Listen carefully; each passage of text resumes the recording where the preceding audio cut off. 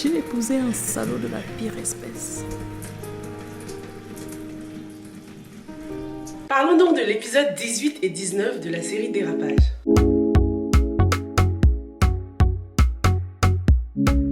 Bonjour à tous et bienvenue sur Yiri TV, je m'appelle Sylvia et sur cette chaîne je fais des revues et des analyses de films et séries afro. Sur cette chaîne on donne aussi notre opinion sur nos séries préférées, donc si c'est quelque chose qui t'intéresse, n'hésite pas à t'abonner à la chaîne, active aussi la petite cloche pour ne rater aucune nouvelle revue. Abi Diallo sait donc enfin que Bachir n'est pas un homme honnête. Parce qu'à cause de ce point de vue omniscient que nous donne la série, on avait vraiment hâte qu'elle sache la vérité sur Bachir. Le fait qu'on connaisse toute la vérité et le vrai visage de Bachir nous frustrait véritablement. On avait vraiment hâte que les choses avancent. Abi et Raïssa se sont donné rendez-vous et elles ont parlé de tout, sauf du plus important, le fait que Raïssa a un enfant, fille ou fils, on ne sait pas encore, mais en tout cas, Raïssa a un enfant avec Bachir. Pour le sexe de l'enfant, ce n'est pas encore très clair, mais le plus important, c'est qu'il y a un enfant en jeu. On voit que Bachir se fait du souci pour Abi. Il tient à elle et ça commence à se voir. Bachir a même rêvé que Raïssa était en train d'empoisonner Abi et ce rêve, je l'ai trouvé vraiment bizarre. C'est comme si Bachir avait des super pouvoirs. Comment est-ce qu'il a pu rêver de Raïssa avec sa nouvelle coupe alors qu'il savait pas encore que Raïssa avait changé de coupe de cheveux, tu vois. Donc j'ai trouvé ça vraiment bizarre qu'il fasse ce rêve et que comme par hasard, le resto où Abi rencontre Raïssa dans le rêve soit le même resto où Abi rencontre Raïssa dans la réalité. En fait, la scène du rêve était super bien, mais le petit hic, c'était vraiment la coupe de cheveux. Comment est-ce que Bachir pouvait savoir qu'elle allait changer de coupe? Et puis la location où elle se situait, c'était le même resto, quoi. Après ce rêve, donc, Bachir se rend chez Raïssa avant la rencontre avec Abi, et elle avait cette coupe noire. Raïssa aussi, au lieu de se mettre sur ses gardes après l'accident qu'elle vient d'avoir et après la discussion qu'elle vient d'avoir avec sa mère, elle dévoile à Bachir qu'elle va rencontrer Abi, quoi. Moi, à sa place, je ferais attention au lieu de dire que oui, Bachir, j'ai bel et bien rendez-vous avec Abi. Raïssa, elle a vraiment du cran, apparemment, elle est dangereuse et elle n'a pas peur de se frotter à Bachir.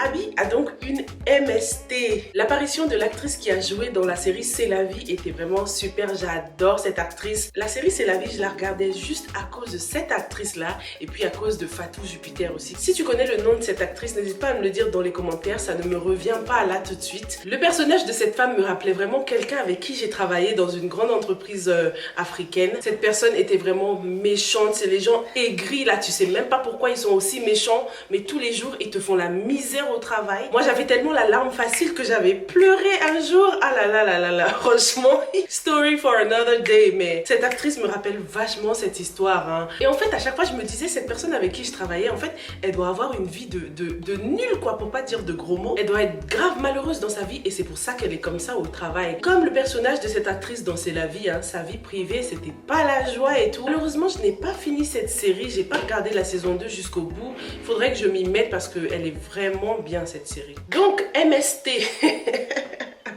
Sachant que Bachir est la seule personne avec qui Abi a eu des rapports, elle a tout de suite fait le rapprochement. J'aime beaucoup la façon dont elle a découvert cette tromperie. Le scénario était vraiment bien, c'était très réaliste. On découvre que donc Bachir continuait à voir cette femme-là, cette femme qu'on appelle Gerara here. Il a continué à la voir apparemment, ou bien c'était des anciens messages. Qu'est-ce que t'en penses? Est-ce que tu t'attendais à ce que Abi découvre l'infidélité de Bachir de cette manière-là? Qu'est-ce que tu penses du scénario? Dis-moi ce que t'en penses dans les commentaires.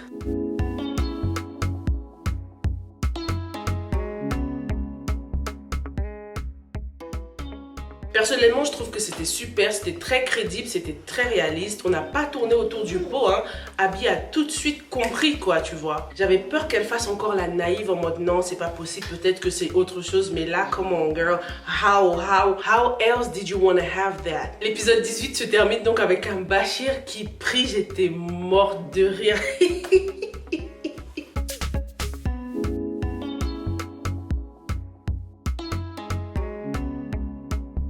Bizarrement, avec cet épisode 18 et 19, j'ai vraiment de la peine pour Bachir. C'est comme si j'avais un peu oublié tout ce qu'il avait fait pour Abby. Mais en fait, ça doit être le fait que quand tu vois quelqu'un de sincère qui essaye vraiment de se faire pardonner, tu ne peux que vouloir pardonner cette personne, quoi. En tout cas, pour l'instant, tu vois. Bachir, il est sincère, il a vraiment envie de se faire pardonner, mais est-ce que ça suffit? Bien sûr que non. Bachir, il a fait beaucoup de mal à Abby. Il a manqué de respect à ce qu'elle avait de plus cher, hein, à sa mère. Donc voilà, hâte de voir la vengeance de Abby. C'est au tour de l'ami de Abby, donc Fatou Jupiter, de la venir en aide. Hein. Abby a pris une super bonne décision de se retrouver toute seule pour réfléchir, hein, pour vraiment faire le point sur sa vie, réfléchir à tout ce qu'on lui a dit et pleurer, pleurer, pleurer et pleurer seule. Abby, elle est partie en thérapie, quoi. La scène qui m'a le plus marqué, c'était la scène de la douche. Prendre une bonne douche, ça te fait du bien, c'est vraiment une thérapie. Abby pleure sous la douche, ce qui la rend vraiment vulnérable. Avant de continuer, si tu aimes des vidéos comme ça de revue et d'analyse, n'hésite pas à me mettre un petit j'aime d'encouragement, ça me fera trop plaisir. Et en plus, ça aide l'algorithme de YouTube à recommander mes vidéos à d'autres personnes. Merci beaucoup. Un petit truc que tu n'as peut-être pas remarqué et que quelqu'un m'a envoyé, c'est la main. Il y avait une main à côté de Bachir. Est-ce que tu as vu cette main là?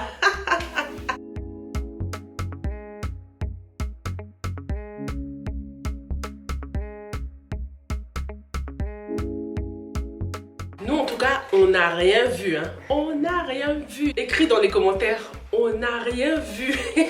Bokar, l'élément perturbateur, refait surface dans la vie de Abby. Bokar, il a vraiment l'air de l'aimer, hein, finalement, Abby. Il est là pour elle. En tout cas, c'est un bon ami. Il n'est peut-être pas un bon amant, un bon petit copain, mais une chose est sûre, c'est que c'est un bon ami. Il veut vraiment aider Abby, quoi. Après ce getaway, cette thérapie, Abby revient avec de la force. Abby revient en force là. Son discours à la télé, c'était une façon pour Abby de montrer que I'm unstoppable. Abby a retroussé ses manches, elle est prête pour le combat et personne ne peut la stopper. On voit aussi que Bachir a lâché une larme, hein. Il a pleuré lorsqu'il voyait Abby à la télé, mais la musique ne suivait pas. On ne pouvait pas compatir avec Bachir en fait. Comme si avec cette musique, le réalisateur nous disait non, non, ce sont des larmes de crocodile quoi.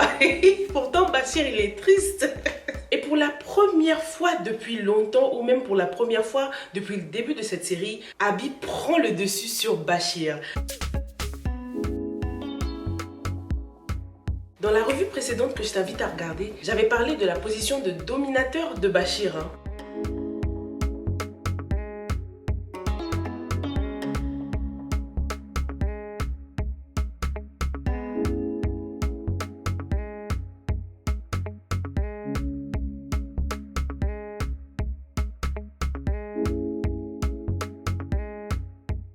Mais là, dans cet épisode 19, on voit que Abby, c'est la dominatrice. Elle est au-dessus de Bachir sur l'escalier. En plus, elle tient ce trophée là, genre I'm the queen, j'ai gagné, tu as perdu.